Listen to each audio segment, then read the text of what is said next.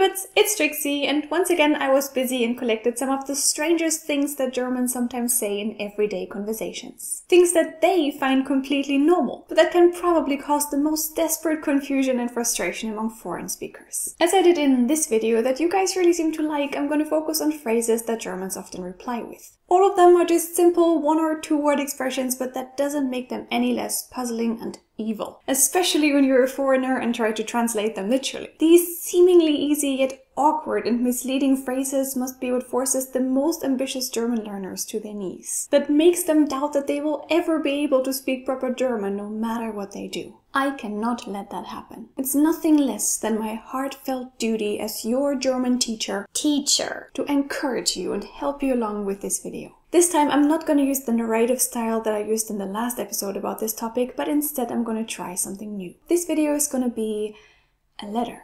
A letter to her family, written by Beverly, a student from America. Since she always loved the German culture and language, she bravely decided to spend a year abroad in Germany, together with her dog Stella that she could have never left behind. After 2 months, she sends this letter to her mom, her dad, and her little brother. This is what it says.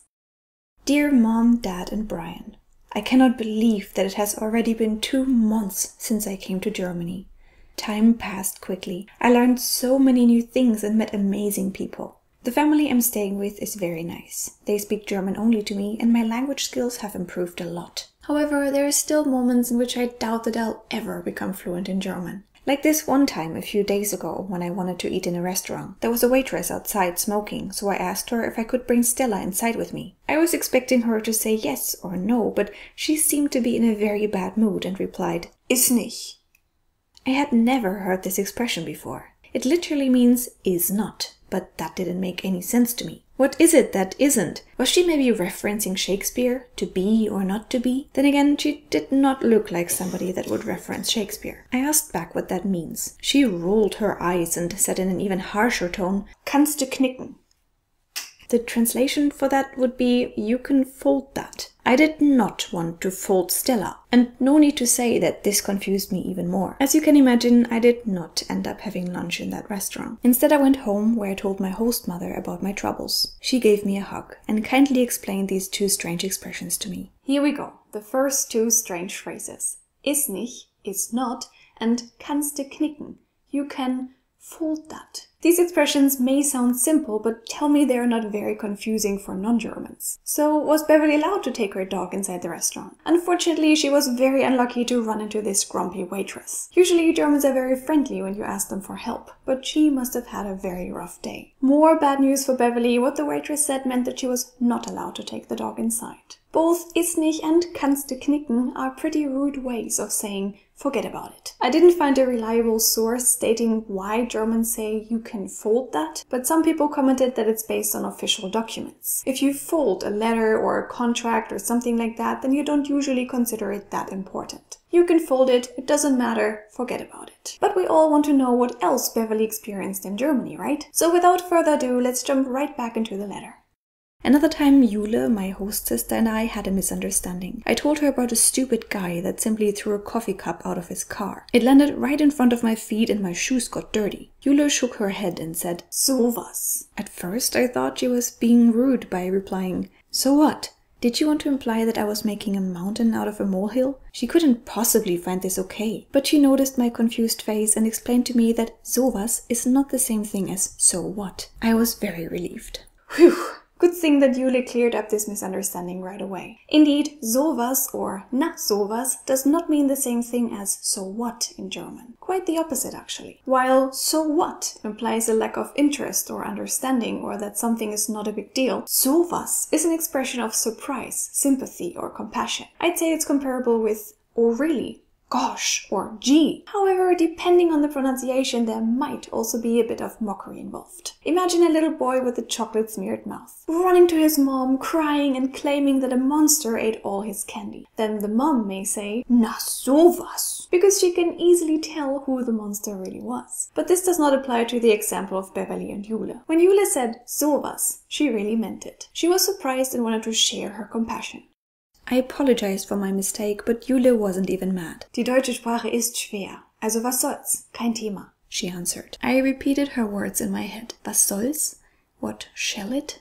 What is it, and what shall it do? The Kein Thema part was even stranger. No topic? But our topic was the German language, wasn't it? This time I asked Jule right away about these two expressions and she gladly helped me along. Poor Beverly. Just a few minutes later and there are again two more expressions that she doesn't understand. Funnily enough, was soll's comes pretty close to the English so what that she thought about before, only that it's mostly used in a positive way. Was soll's basically means what shall. What shall happen? It's okay. So what? No harm done. And the same can be said about Kein Thema. What Germans mean by Kein Thema is it's fine, drop it, no problem. This topic is not worth discussing. But of course, Jule wasn't referring to the German language as a topic. I mean, what better could there be to talk about? She meant the mistakes that happen when foreigners try to speak it. Shit happens. Let's not talk about it and don't worry.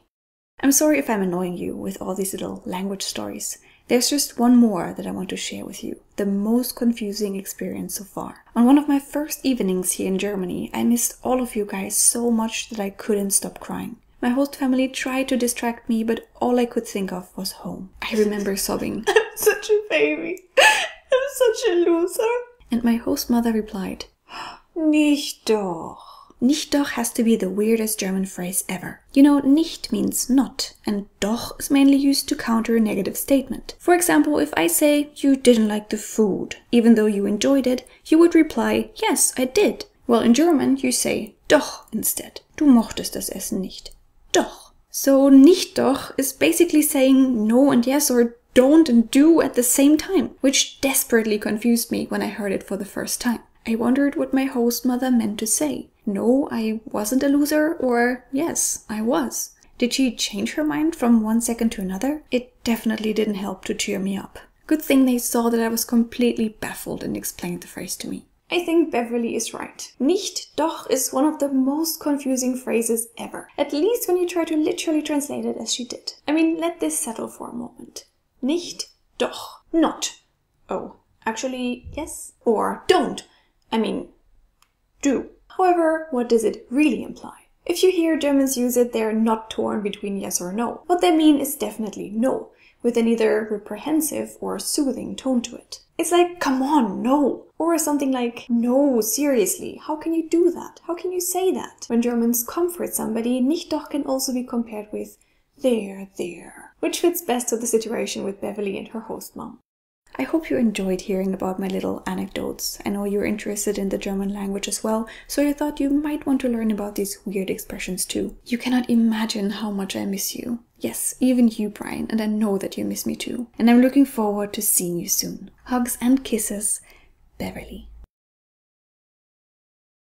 Alright, Babbits, what do you think? Did you find it relatable what Beverly wrote in this letter to her family? Did you know these 6 expressions already that I shared with you today? And do you agree that they could be super confusing to foreigners? Which other phrases like this do you know, be it in German, in English, or in any other language? Phrases that sound simple but also very odd and that could easily be misinterpreted. I really hope that you liked this video, that you liked the letter style and the acting, and that I maybe even made you learn something new. If so, please leave a thumbs up because that would make me really happy. Again, here's a list of all the expressions that we talked about today. Feel free to take a screenshot and use it to learn German. As always, if you want to, you can follow me on Twitter, Instagram, and Facebook. And here is another video that you should definitely check out as well. Subscribe to Don't Trust the Rabbit for more videos like this one. And if you want to support my channel even a bit more, you can also find me on Patreon. I would really appreciate your help. Now I wish you all a wonderful day and hopefully I'm going to see you in my next video.